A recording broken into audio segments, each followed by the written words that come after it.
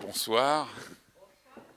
Euh, cette période des années 40, donc de l'occupation allemande, est pour moi une des grandes caractéristiques, c'est que c'est le vrai démarrage, même s'il a fait d'autres films avant, de la carrière de Claude Autant-Lara, avec 3 films pendant cette période-là. Après, il y en a un 4e qui arrive juste après, qui sont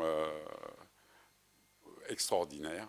Et 3 films avec la même actrice principale qui est Odette Joyeux. Alors on a la chance d'avoir avec nous Delphine Chedaleux, qui a non seulement travaillé sur Autant-Lara, mais a écrit un livre sur les jeunes premiers des années 40, enfin de cette période-là, de l'occupation, avec un magnifique chapitre consacré à Odette Joyeux. Je lui laisse la parole. Merci. Je ne sais pas si le micro, c'est peut-être pas essentiel. Ouais, c'est pas essentiel. Facile peut-être pour toi. Ah, Ouais. pour vous, c'est bien. Ok.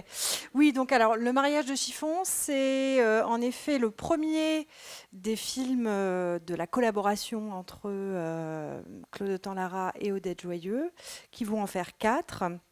Donc, Le mariage de chiffon, Lettre d'amour, Douce. Et puis Sylvie et le fantôme, mais ça c'est après-guerre, donc ils vont en faire 3 sous l'occupation. C'est une adaptation d'un roman qui date de la fin du 19e siècle, qui est un roman d'une écrivaine qui s'appelle Gyp, enfin qui signe sous le pseudo de Gyp, qui est en fait un pseudo pour la comtesse de Martel. Voilà, et c'est un roman rose d'apprentissage de jeunes filles. Et, en fait, c'est aussi un film à costume, du coup, puisque l'action se passe à la Belle Époque, à la fin du 19e siècle. Et le recours à ce genre du film à costume, ça va être en fait la stratégie d'Autant-Lara et de ses scénaristes. Alors, pour Le mariage de chiffon, il scénarise avec Jean Orange, et puis Pierre Bost, c'est Pierre, je sais jamais, ouais, c'est Pierre Bost va venir sur le 3e film, Douce, et ensuite ils vont former un trio qui va perdurer tout au long des années 40, 50. Mais donc Jean Orange et Autant-Lara, pour ce film, en fait, déterminent la stratégie qui va être la leur tout au long des années d'occupation, qui va être d'avoir recours au film en costume pour contourner la censure, qui est voilà, particulièrement prégnante sous l'occupation, en particulier la censure morale de Vichy. Et donc le recul historique, ça permet de parler de choses de façon moins frontale, et donc de duper en quelque sorte les censeurs. Et ça va être une stratégie assez payante, parce qu'ils vont pouvoir introduire un certain nombre de thèmes, dont la lutte des classes et un discours critique sur les hiérarchies de classe, dès ce premier film, même si cette critique des hiérarchies de classe là va être moins acerbe que dans les films suivants, et en particulier dans le 3e, Douce, qui est programmé, je crois, voilà, et qui est un peu, en fait, les 2 films fonctionnent ensemble, hein. Douce, c'est un peu le pendant noir, sombre de Chiffon. Alors, Odette Joyeux, elle a déjà commencé sa carrière avant l'occupation. Elle commence sa carrière d'actrice au cinéma à la fin des années 30. Mais elle devient une vedette grâce au film qu'elle tourne avec Autant-Lara sous l'occupation.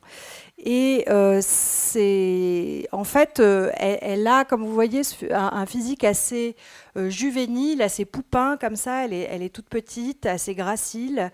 Et donc, elle joue à merveille les petites filles, sauf que c'est plus du tout une petite fille, puisque elle est née en 1914, donc c'est une femme adulte sous l'occupation. Elle est mariée à Pierre Brasseur, même si c'est très houleux entre eux, et ils divorcent en 1945. Elle a un enfant, hein, c'est la mère de Claude Brasseur, donc Claude Brasseur né en 1935. Donc c'est une femme adulte qui joue les petites filles. Et donc Autant-Lara utilise du coup l'ambivalence que cette situation crée et l'ambivalence que Odette Joyeux arrive à transmettre à travers ses rôles pour créer un personnage qui va peu ou prou être le même dans tous ses films, qui est un personnage en réalité de jeune fille rebelle, qui se rebelle contre l'ordre établi, contre la morale, contre l'ordre social de son milieu. En général, c'est une jeune fille de bonne famille qui se rebelle contre un mariage qu'on essaie de lui imposer. Donc c'est le pitch du mariage de Chiffon. Et donc là, le mariage de Chiffon, c'est une version édulcorée un peu de ce personnage. C'est un film très léger. Donc elle joue un personnage de jeune fille gentiment rebelle, disons. Et puis, on va avoir la version vraiment très noire de ce personnage avec Douce, réalisée donc 2 ans plus tard. Oui, réalisé 2 ans plus tard, en 43. Enfin, en tout cas, le film sort en 43. Où là, il va, disons, Autant-Lara va pousser le bouchon le plus loin possible et va pousser la contradiction de ce personnage le plus loin possible.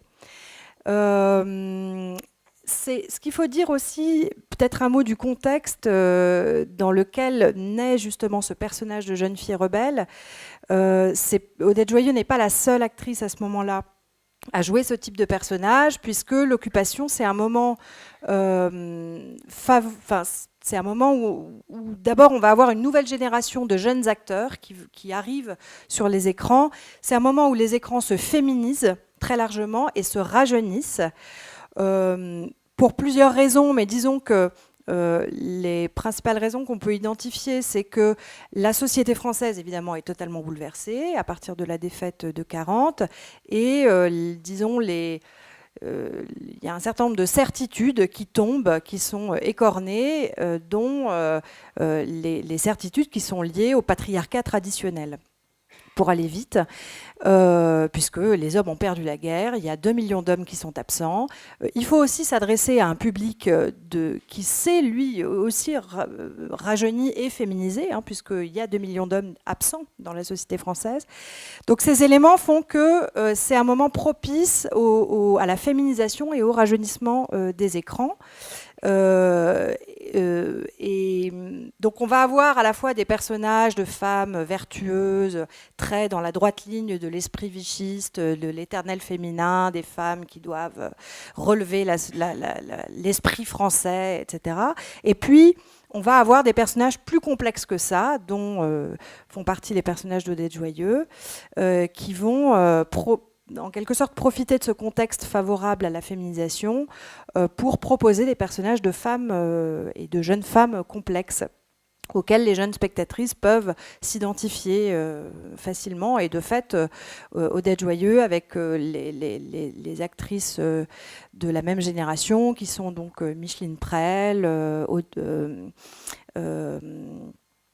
Marie Déa, qui est l'une des héroïnes des Visiteurs du soir.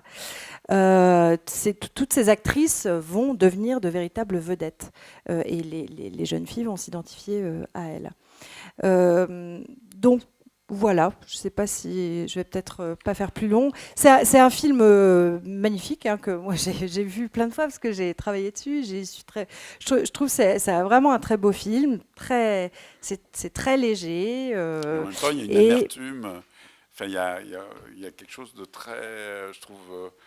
De très mordant en fait. Oui, mais de très complexe même parce que bon, vous verrez, les personnages masculins sont parfois un peu enfantins, mais parfois tout d'un coup très conscients de ce qu'ils sont.